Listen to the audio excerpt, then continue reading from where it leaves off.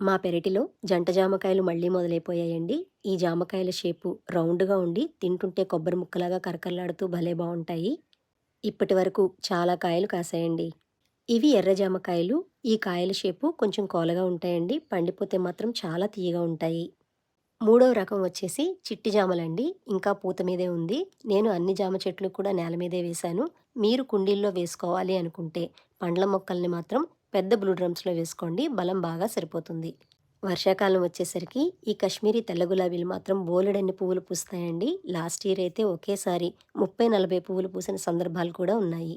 ఈ కశ్మీరీ గులాబీ మొక్కకి ముళ్ళు కూడా ఉండవు. ఏ మొక్కలకైనా సరే ఎప్పటికప్పుడు ప్రూనింగ్ చేసుకుంటూ ఉంటే అదే పెద్ద మెడిసిన్ లాగా పనిచేస్తూ ఉంటుంది. మల్బరీస్‌ని పండ్లన్నీ కోసేసుకున్న తర్వాత బాగా ప్రూనింగ్ చేసుకోవాలి.